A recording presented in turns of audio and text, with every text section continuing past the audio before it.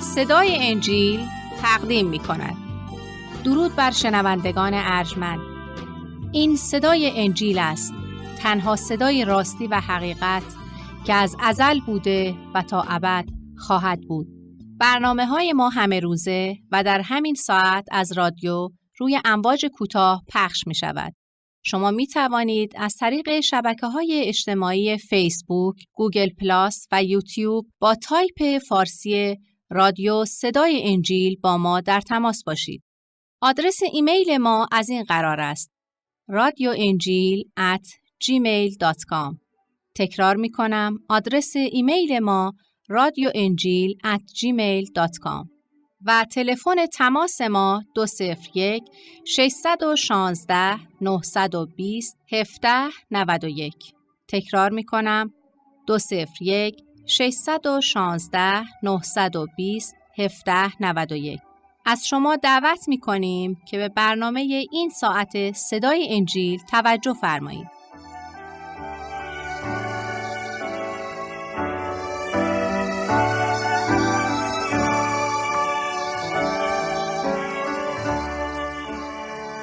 در پرتو نور رحمت و عنایات تو ای قدوس یکتا، به درگاهت می آییم و تو را به خاطر رحمت و کرم و محبت بی سابقه تو حمد و ثنا گفته و نام قدوست را می پرستیم و ستایش می کنیم. و از درگاهت تمنا می کنیم که گناهان و خطایای ما را ببخش و ما را از هر ناراستی پاک کن. ای خداوند، تو خدای عادل و پاک و مهربان هستی. از گناه و ثمرات آن که بر ما انسانها غلبه کرده است نفرت داری. استدعا داریم که ما را از غفلت و گناهانمان بیدار کن و متوجه اوامر و دعوت مقدس خودت بگردان، تا از گناهان خود جدا شده و به سوی تو روی آوریم. زیرا در تو حیات و راستی است و تو به ما انسانها امر کرده ای که پاک و مقدس شویم، چون تو خدای ما خدای قدوسی هستی. ای خداوند مهربان، ما را در طریق راستی هدایت و یاری نما، تا نه فقط تو را خوشنود سازیم، بلکه در حیات جاودانی که تو عطا کرده ای قرار گرفته و به معنای واقعی زندگی برسیم، یعنی با تو باشیم و برای تو زندگی کنیم و در ملکوت تو سلوک نماییم. بارالها، در این ساعت مخصوصاً برای شنوندگان عزیزی که برای ما نامه نوشتند و از ما تقاضا کردند که برای سلامتی جسم و شفای مرض آنان دعا کنیم، براشون ای خداوند دعا می‌نماییم. ای پدر آسمانی و ای مهربان خدا، ای طبیب طبیبان، ای که حیات از توست، تمنا می‌کنیم این عزیزان را که از ناراحتی جسم رنج می‌برند با دست پرمهرت آنان را آزاد کن، آنان را لمس کن و شفا عنایت فرما. توی خداوند شادی را به بشر عطا کردی و تو خواهان این هستی که بندگانت سلامتی داشته باشند. پس تمنا می‌کنیم ای خداوند که مطابق اراده‌ات این عزیزان در این لحظه قدرت شفا بخش تو را یافته و سلامتی خود را بازیابند.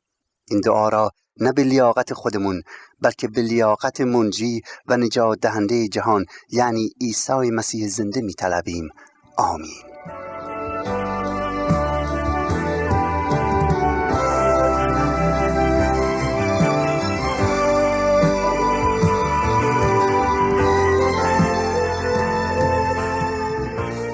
مطالعه و زندگی عیسی مسیح، اقتباس از انجیل مقدس به قلم حضرت لوقا، برنامه‌ای از صدای انجیل.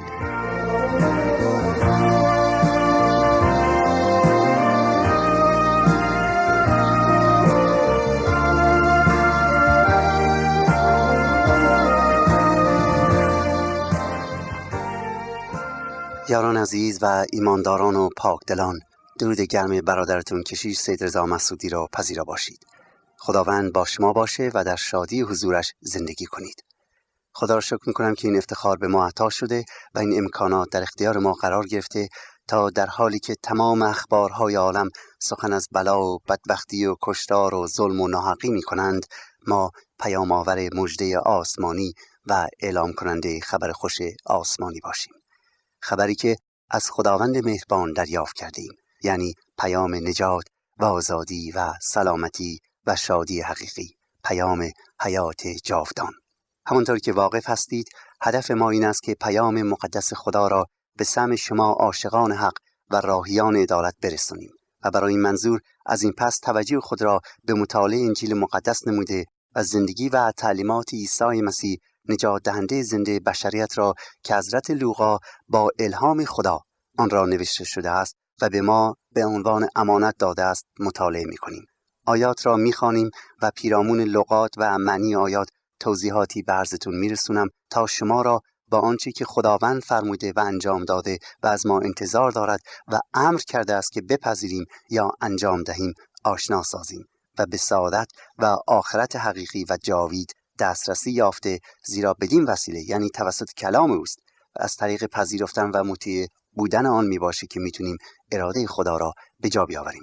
پس از شما عزیزان دعوت میکنم که اگر انجیل مقدس را در اختیار دارید لطفاً آن را به قسمت سوم یعنی انجیل مقدس به قلم لوقای حواری باز کنید. اگر کلام خدا را در اختیار ندارید از شما دعوت میکنم که حتما با ما تماس بگیرید تا براتون تهیه کنیم. در ضمن از فرصت استفاده میکنم و از همه کسانی که لطف کرده و برای ما نامه نوشتن صمیمانه تشکر و قدردانی میکنم. این برنامه رو از صدای انجیل میشنوید. انجیل لوقا فصل اول از آیه 1 الی 9 رو براتون میخونم و استدعا میکنم که به کلام خدا توجه فرمایید. میگوید از آن جهت که بسیاری دست خود را دراز کردند به سوی تألیف حکایت آن اموری که نزد ما به اتمام رسید، چنان که آنان که از ابتدا نظارگان و خادمان کلام بودند به ما رسانیدند. من هم مصلحت چنان دیدم که همه امور را ابدالیتاً به تحقیق در پی رفته و به ترتیب به تو بنویسم ای تیفولوس عزیز، تا صحت آن کلامی که تو در آن تعلیم یافته ای دریابی. در ایام هیرودیوس پادشاه کاهنی زکریا نام از فرقه ابیا که زن او نیز از دختران هارون بود و الیسابات نام داشت، هر دوی آنها در حضور خدا صالح و به جمیع احکام و فرایض خداوند بی عیب سالک بودند و ایشان را فرزندی نبود، زیرا که الیسابات نازا بود و هر دو دیرین سال بودند. و واقع شد که چون نوبت به فرقه خود رسید او در حضور خداوند کهانت می‌کرد، یعنی زکریای نبی. و اما اجازه بدید که معنی این آیاتی که براتون خوندم خدمتتون عرض کنم. آیه 1 الی 4 مقدمه کتاب می باشد و از آیه 5 الی 25 درباره اعلام تولد نبی یعنی یحیای نبی می باشد. حضرت لوقا در مقدمه انجیل خود در آیه 1 می گوید چون که بسیاری در صدد برآمدند تا گزارش آن اموری که در میان ما به انجام رسیده است تألیف نمایند، من نیز مصلحت دیدم آنچه که به وقوع پیوسته است به تحقیق بیان کنم و یا آن را بنویسم، گزارش بدهم. و ما تفسیر این آیات، اولین مطلبی که توجه ما را در آیه به خود جلب می کند لغت بسیاری می باشد. هنگامی که لوقا در سال 58 الی 60 میلادی با حضرت پولس در فلسطین مقیم بود، فرصت خیلی زیادی داشت که بسیاری از اشخاص را که عیسی مسیح را در مدت زندگانی خودشون در جسم دیده بودند ملاقات کنه و شکی نیست که در این موقع برای نوشتن سرگذشت عیسی مسیح اطلاعاتی تهیه می کرده است. اما از این آیه متوجه می شویم که او اولین کسی نیست که شرح اعمال و اقوال عجیب عیسی مسیح را تهیه و تنظیم نموده باشد، زیرا خود او می گوید که بسیاری قبل از او سرگذشت عیسی مسیح را نوشتند. اما این سرگذشت‌های بسیار اگرچه صحیح بوده، کامل یا مرتب نبوده است. دقت کنید، اگرچه این سرگذشت‌های عیسی مسیح صحیح بوده ولی کامل و مرتب نبوده و حضرت لوقا از طرف روح خدا هدایت گردید تا شرحی که هم مرتب و هم کامل باشد تهیه نماید. لغت امور یعنی وقایع عجیب تولد و زندگانی و مرگ و قیام عیسی مسیح است و خود او میگوید که من به تحقیق دنبال این چیزها میروم.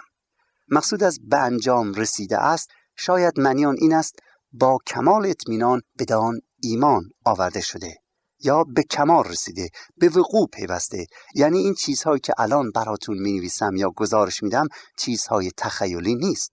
مقصود از شاهدان عینی و خادمان کلام همان رسولان عیسی مسیح است که با خود عیسی مسیح زندگی می‌کردند و عیسی مسیح آنان را برگزید تا نماینده او باشند. 12 رسول از طرف عیسی مسیح انتخاب شدند تا پیوسته با او باشند و آنچه او می‌کرد رو ببینند، آنچه او میگفت رو بشنوند. پس مناسبت داشت که آنها خادمان کلام خدا باشند، یعنی آنچه از مسیح آموخته بودند را بازگویند و به دیگران بسپارند تا به دست ما برسد. یعنی آنچه که عیسی مسیح کرد، آنچه که عیسی مسیح گفت را باید مثل امانتی از جانب خدا به دیگران تحویل بدن بدون هیچ کم و کاستی. و حضرت لوقا میگوید که این امانت هم به من داده شده و یا رسولان خدا آن را به ما سپردند، چنان که از ابتدا شاهدان عینی و خادمان کلام خدا شدند به ما سپردند. سپس کلام خدا نه فقط به عنوان امانت آسمانی لوقا میگوید که به ما داده شده است، بلکه خود لوقا میگوید که من تحقیق کردم تا حقیقت آن ثابت شود. از آیه 3 میگوید که من تحقیق نمودم. در کتاب اعمال رسولان متوجه میشویم که حضرت لوقا حداقل 2 سال در فلسطین اقامت داشت. در این مدت وی با دقت تمام تحقیقاتی راجع به ظهور عیسی مسیح از اول، یعنی از موقع تولد یحیای تعمیددهنده میکنه. او نه تنها با رسولان صحبت داشته، با آنها معاشرت میکرد، بلکه با بسیار اشخاص دیگر نیز که عیسی مسیح را در جسم با چشمان خود دیده بودند مذاکره میکنه، صحبت میکنه و با زحمت بسیار اطلاعات صحیح از ایشان به دست میآوره. کلمه به ترتیب یعنی سرگذشت مسیح را به ترتیب وقایعی که رخ داده است بیان میکند.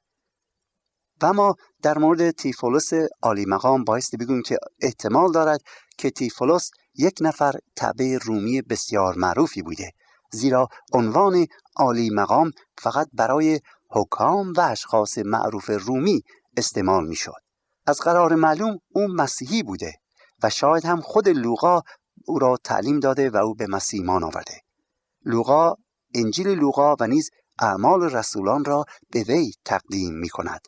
بعضی هم میگویند که چون معنی کلمه تیفولوس یعنی دوستدار خدا یا محبوب خدا می باشد، بنابراین بعضی تصور کردند که تیفولوس در حقیقت اسم شخصی نبوده، بلکه به هر فرزند خدا یا هر ایماندار به مسیح اشاره و خطاب می کند. در آیه 4 معنی تعلیم یافتی این است که از همان ابتدا اشخاصی که به مسیح ایمان می آورند موظف بودند که تعلیمات صحیح و مرتبی راجع به تاریخ زندگانی و تعالیم عیسی مسیح بیابند. غیر ممکن بود که این حقایق مهم فراموش شود. چرا؟ زیرا هزاران اشخاصی که این حقایق را تعلیم یافته بودند در ممالک مختلف دائما آنها را نیز به دیگران تعلیم می‌دادند و یکی بودن این حقایق در همه جا دلیل محکمی است که حقایق مذکور صحیح و درست بوده است. و از این آیه متوجه میشیم که این شخص، اگر بپذیریم که لوقا این نامه را برای یک شخصی به اسم تیفولوس می نوشته، خودش مسیحی بوده در چیزهایی که میگوید تعلیم یافتی، یعنی چیزهایی که پذیرفتی. بنابراین باید گفت که کتاب لوقا تنها شهادت خود او نیست، بلکه شهادت تمام مسیحیان قرن اول می باشد. حضرت لوقا فقط معتقدات تمام شاگردان مسیح را جمع آوری و ضبط نموده است و چون کتاب او مقبول و معروف و مشهور تمام کلیساها بود، پس ما نیز می توانیم اطمینان کامل داشته باشیم که آنچه او گفته است صحیح می باشد. و از همه مهمتر این که نباید فراموش کنیم که خداوند او را برگزید تا این کار را بکند. روح خدا با او بود و روح خدا او را هدایت می نمود. و اما از آیه 5 الی 25 اعلام تولد یحیای تعمیددهنده می باشد. آیه 5 می گوید که هرودیوس در این ایام پادشاه یهودیه بود. هرودیوس این همان هرودیوس کبیر است که در مدت 33 سال بر تمام فلسطین حکمرانی می کرد. در این آیه لغات دیگری نیز نظر ما جلب می کند. اول هرودیوس، دوم کاهن، سوم فرقه ابیاس و چهارم دختران هارون. هرودیوس همونطوری که گفتیم از طرف امپراتوری روم بر تمام نواحی فلسطین حکمرانی میکرد. او کمی بعد از تولد عیسی مسیح وفات می‌یابد. هرودیوس یهودی واقعی نبود، بلکه از اهل ادوم بود که از نسل عیسی برادر یعقوب بود. در تاریخ آمده است که در سال 125 قبل از میلاد یهودیان بر ادومیان غالب میشن و ادومیان را مجبور به قبول ختنه و یهودی شدن میکنن و بدین طریق هرودیوس ظاهراً یهودی بود، اما در حقیقت یک شخص خارجی محسوب میشد. او از طرف مجلس سنای روم به سمت پادشاهی فلسطین تعیین میشه و مطیع دولت روم بود. هرودیوس برای اینکه یهودیان را از خودش خوشنود سازد، بیت المقدس یا خانه خدا را که تنها عبادتگاه خدا یکتا در آن زمان بود در اورشلیم مجددا بنا میکنه و بر زیبایی آن بسیار میافزاید. ولی خودش هیچ علاقه و محبتی به خدا و انسان نداشت، زیرا خون چند نفر از اعضای خانواده خود را ریخت و وقتی زندگانی را به درود گفت، عموم مردم شاد خاطر گردیدند، خوشحال شدند که او مرده. کمی قبل از مرگ این پادشاه ظالم، خداوند بر قوم خود تفقد فرموده و پادشاه حقیقی برای ایشان میفرسته که سلطنتش پایدار و جاودان است. در مورد معنی و مقصود کاهن باید گفت که تمام فرزندان ذکور هارون برادر موسی به کاهن یا کاهنان ملقب بودند و در زمان عیسی مسیح کهنه قریب 20,000 نفر می شدن. به عبارت دیگر بیش از 20,000 نفر کاهن وجود داشت. وظیفه کاهنان یا کهنه این بود که با تقدیم هدایا، قربانی ها و خواندن ادعیه و نماز برای مردم در بیت المقدس خدا را خدمت کنند. هیچ کس غیر کاهن حق اجرای این رسومات را نداشت. کاهنان به 24 دسته تقسیم شده بودند و به نوبت هر دسته در یک هفته در بیت المقدس خدمت می‌کردند.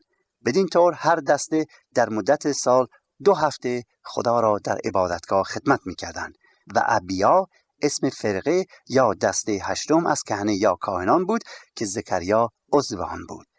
اسم زکریا دارای معنی خاصی بود و آن یاد آوری شده از طرف یهوه می باشد. هنگامی که او به نوبت فرقه خودش در حضور خدا کهانت می کرد، در این موقع بود که خداوند به او وعده عظیمی می دهد. زکریا در کتاب مقدس به عنوان نبی خوانده نشده، ولی چون مکتوب است که وی پیشگویی نموده، بنابراین هیچ مانعی ندارد که او را هم کاهن و هم نبی بدانیم. ولی او کتابی ننوشته است و باید او را با زکریای نبی که نویسنده کتاب زکریای نبی در عهد عتیق است اشتباه نکرد. راجع به دونیم شدن او با اره در جو درخت باید گفت که در کتاب مقدس چنین چیزی پیدا نمی شود. و سرانجام لغتی که بایستی به آن توجه کنیم اینه که میگوید از دختران هارون. زن او از دختران هارون بود. از آن جهت این امر ذکر شده تا به ما بگوید که نه تنها خود زکریا بلکه زوجه او الیسابات نیز از نوه‌های هارون و حضرت موسی بودند. حالا آیه 6 الی 8 را براتون میخونم و لغاتی که لازم توضیح میباشد براتون بیان میکنم. این لغات عبارتند از عادل، احکام و فرایض و بی‌عیب میباشند.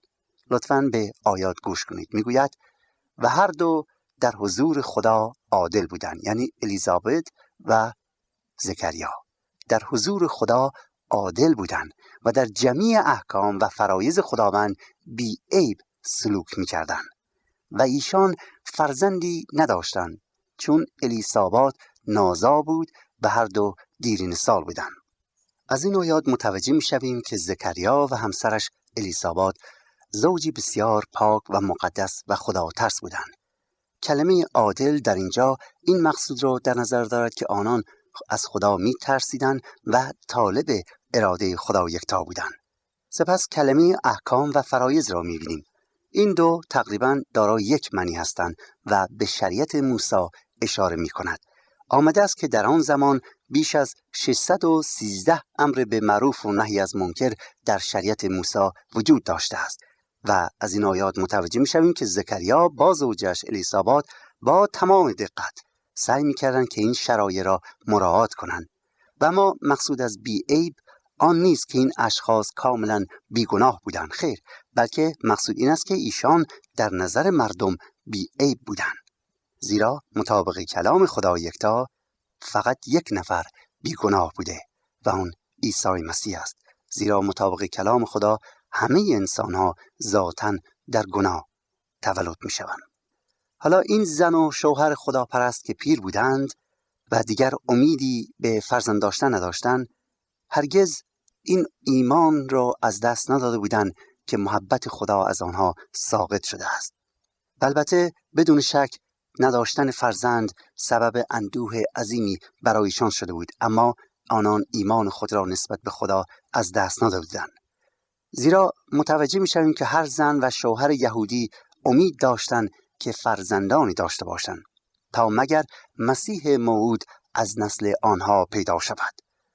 از کلام خدا متوجه می‌شویم که محبت کاملی در بین این زن و شوهر وجود داشته، چون در آن زمان رسم بود که مردم زنان خود را طلاق بدهند، مخصوصاً اگر صاحب بچه‌ای نشده باشند و دیگری را بگیرند. ولی می‌بینیم که زکریا زنی دیگری برای آوردن اولاد نگرفته، بلکه با زن خود الیسابات تمام عمر خود را به سر میبره، هرچند میدانست که الیسابات نازا است و این عشق زکریا را به الیسابات آشکار میکند. در آیه 8 میبینیم که زکریا از خانه خود که در کوهستان یهودیه بود به اورشلیم میرود تا 1 هفته در آنجا بماند و در بیت المقدس یا خانه خدا خدمت کند. این دفعه بزرگترین افتخاری که ممکن بود بر کاهنی برسه به وی داده شده بود و این افتخار در مدت زندگانی او فقط 1 دفعه اقامه می شد و آن این بود که او بایستی به مکان قدس الاقداس داخل بشه و در آنجا خون بره بیعیبی را به درگاه خدا تقدیم کند و در مجمره های زرین بخور بسوزاند. بخور روزی 2 دفعه سوزانیده می شد، یکی پس از قربانی بره در صبح و دیگری پس از قربانی در شب. این رسم علامت دعا به حضور خدا بود و کاهنی که آن را در حضور خدا می سوزانید برای مردم شفاعت می کرد و تمام مردم و بقیه کاهنان نیز در صحن بیت المقدس می ایستادند و به دعا و عبادت می پرداختند.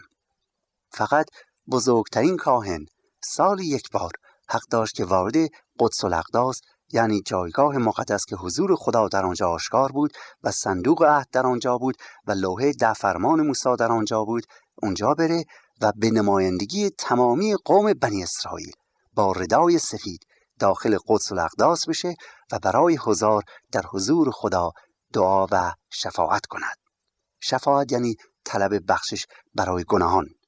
و البته این بزرگترین افتخار و شادی آورین‌ترین لحظات مردان خدا در عهد عتیق بود.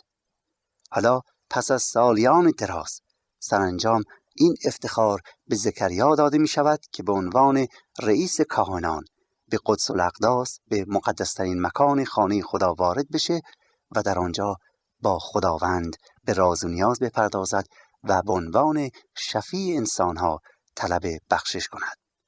دوستان عزیز، وقتی که تورات را می‌خوانیم متوجه می‌شویم که هر کاهن میبایستی اول برای گناهان خودش طلب بخشش و مغفرت کند، قربانی بگذارد و بعد از اینکه برای خودش قربانی گذرانید و از خداوند طلب رحمت و بخشش برای گناهان خودش کرد، بعد از اینکه خداوند بر او ترحم نمود و او را پاک نمود، آن وقت شایستگی این رو داشت که به درگاه خدا بیاد و برای جمیع قوم مجدداً طلب شفاعت و بخشش کند. به عبارت دیگر او کاهنی بود که خودش هم برای خودش و هم برای دیگران میبایستی طلب رحمت و بخشش کند.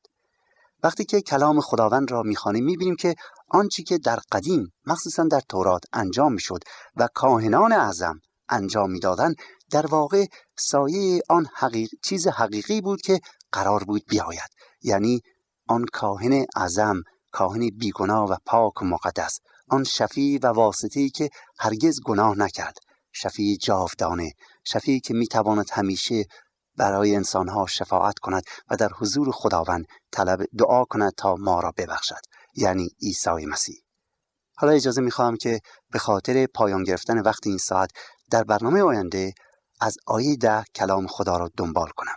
اما قبل از اینکه با شما خداحافظی کنم، از شما تمنا میکنم که در مورد کار شفاعت لحظه تفکر و تأمل کنید.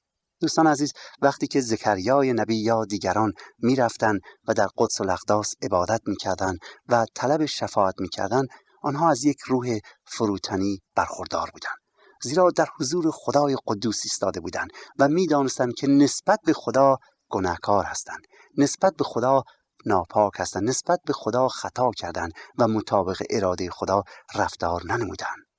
متاسفانه ما عادت کردیم که خودمون رو با دیگران مقایسه کنیم و نه با خدا. وقتی که خودمون رو با بعضی ها میسنجیم میبینیم که ما آدم نکشتیم، گناه بنابراین نکردیم، میگیم دزدی نکردیم پس آدم خوبی هستیم، و یا فحش نمیدیم پس آدم درستکاری هستیم، و یا مثل دیگران ظلم نمی کنیم پس آدم خوبی هستیم. بنابراین خودمون رو با دیگران میسنجیم و همیشه به طور عجیبی خودخواهی که در ماست به ما ثابت میکنه که ما آدم پاک و خوب و مقدسی هستیم و خیلی بهتر از دیگران. ولی ای عزیزان، بایستی بگیم که کلام خداوند به ما نشون میده در روز داوری ما به معیار انسانی داوری نمیشیم. خدا ما را بر معیار انسانی قضاوت نمیکنه، بلکه بر معیار آسمانی خودش. ما باید خود را با قدوسیت خدا بسنجیم که ببینیم که آیا پاک هستیم نسبت به اوامر خدا یا نه، آیا مطابق کلام خدا رفتار کردیم یا نه. خود را با دیگران مقایسه نکنیم، بلکه با خدای قدوس مقایسه کنیم. این آیه کلام خدا را به خاطر بسپارید و روی این آیه امروز تفکر و تأمل کنید. خدا میگوید من شما را برگزیدم، بنابراین باید پاک و مقدس باشید. مقدس باشید، زیرا من که خدای شما هستم، خدای قدوس هستم. پاک و مقدس باشید، زیرا من که خدای شما هستم، خدای قدوس هستم. راستی دوستان عزیز، آیا شما به سوی قدوسیتی که خداوند یکتا از ما انتظار دارد قدم برمی‌دارید؟ آیا چشم به خدا دوخته ای تا زندگیتون مثل اراده خدا باشد، و یا اینکه خدای نکرده بر معیار انسانی زندگی میکنید؟ فراموش نکنید که خداوند میخواد که ما مطابق کلام او رفتار کنیم، اراده او را پیروی کنیم. امیدوارم که صدای خدا را در قلب خودتون بشنوید. ماراناتا، یعنی مسیح به زودی برمیگردد.